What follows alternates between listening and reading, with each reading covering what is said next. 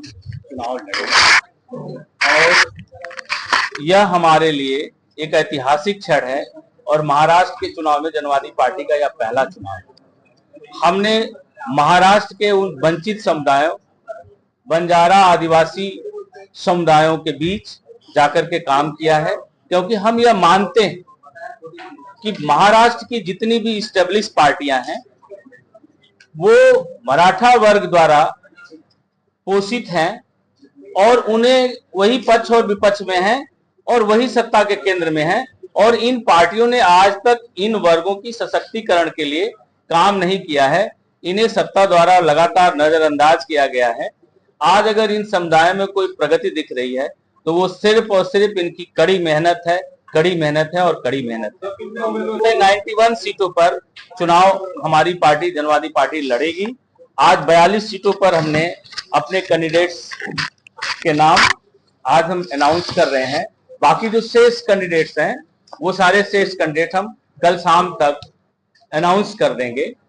और हम लोग इस महाराष्ट्र प्रदेश में 91 सीटों पर चुनाव लड़ करके इतनी सीटें जीतेंगे कि महाराष्ट्र की राजनीति में रिजल्ट के बाद जनवादी पार्टी एक निर्णायक परिस्थिति में महाराष्ट्र की राजनीति में दिखे। हमारी चुनावी मुद्दा इस महाराष्ट्र प्रदेश के जो बेरोजगार हैं, आदिवासी हैं, बंजारा हैं, वंचित समुदाय हैं, जिन्हें आज तक सरकार के द्वारा नजरअंदाज किया गया है, उन्हें राजनीति की मुख्य धारा में खड़ा करके उनका सशक्तिकरण करना है। उन्हें सत्ता के बीच खड़ा करके उनकी समस्याओं का समाधान करना है। मेरी पार्टी स्वतंत्र रूप से यहाँ पर चुनाव लड़ रही है। हमारा किसी से गठबंधन नहीं है और चुनाव बाद में हमारा किसी से कोई गठबंधन नहीं रहा। 91 की लिस्ट में मराठा समुदाय से कोई नाम नहीं है, लेकिन हम लोगों ने ये तय किया है कि 91 के बाद जो भी प्रयास है, अभी बातचीत चल रही है, कुछ लोग हमारे उम्मीदवारी में भी मराठा समुदाय से भी होंगे। ये हमारा क्योंकि केंद्रीय विषय, हम उस कम्युनिटी से आते हैं और उस कम्युनिटी के दुख दर्द को हमने देखा है। सरकार द्वारा बराबर उपेक्षाओं को देखा है। हम यवतमाल गए थे, भारत की आर्थिक राजधानी, और ये प्रदेश के सूचकांक से विकास, भारत के सूचकांक का विकास नापा जाता है। और इसी प्रदेश में एक ऐसा जिला है यवतमाल जहां सबसे ज्यादा किसान आत्महत्या, देश में सबसे ज्यादा आत्महत्या करने वाला जिला अगर कोई है तो महाराष्ट्र में। किसान कपास का दाम नहीं मिल पा रहा है, सोयाबीन का दाम नहीं मिल पा रहा है, सस्ती उनको बीज नहीं मिल पा रही है, दवा नहीं मिल पा रही है, कर्ज में डूब जा रहे हैं, बिचौलिए उनकी सामान लेकर के खरीद ले रहे हैं और उन्हें समर्थन मूल्य भी नहीं मिल पा रहा है।